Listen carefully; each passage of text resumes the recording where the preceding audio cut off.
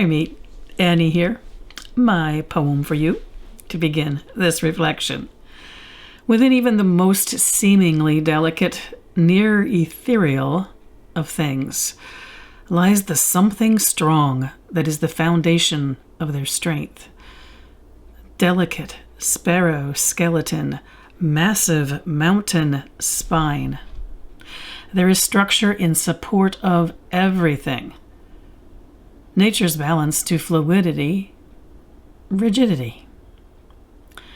Brown and gray, the indomitable hues of autumn. I stand within my own strength. I carry my softness with dignity. I am granite, bone, and certainty.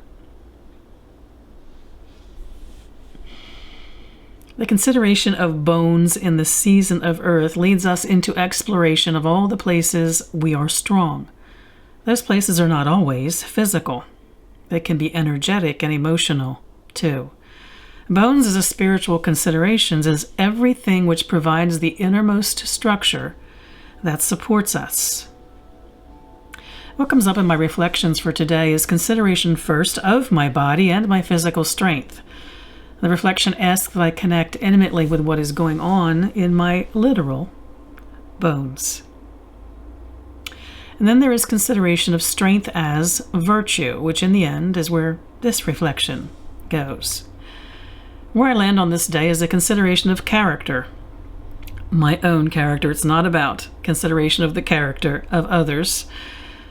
To spend time with my journal to consider what there is that is a strong part of my personality that is the best of me. For years I would journal about this every year, and I'd struggle through it, but I always benefited from it. I could honor my strengths and consider the places where I needed to regain my strength.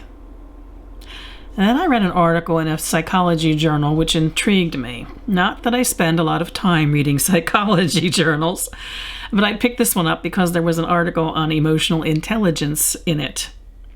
Well, that article bored the crap out of me. But there was an article in that journal about a new book that had just come out called Character, Strengths, and Virtues by Christopher Peterson and Martin Seligman. This is early 2000s. And I found the write-up for that book very intriguing. So, of course, I got the book. Their premise was that the potential of human character historically, and in each of us now, could be captured in certain personality traits. That our character is a combination of our thoughts, our feelings, and our behaviors. They developed their list considering what they saw as the 24 strengths that were common in philosophical and thought traditions through time, and what were seen as strengths through all time and cultures, and what were seen as strengths within us all, well, to varying degrees. Their 24 strengths were categorized into 6 major categories, with personality traits residing within each of those categories. I enjoy coming back to visit this when I might find of the traits within myself and what of them I might have been failing to nourish.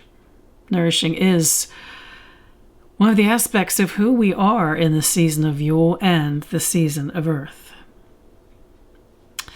I share these categories and traits with you.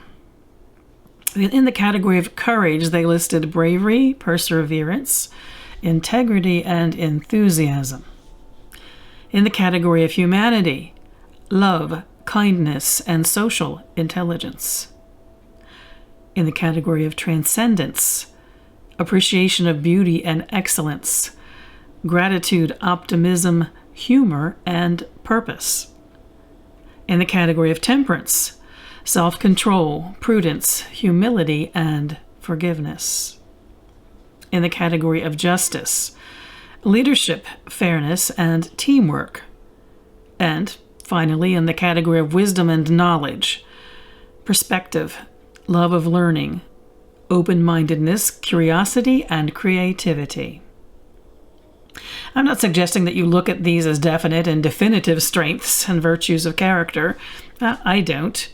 But they do cause me to stop and think. And something good always comes out of the pause to consider them for me.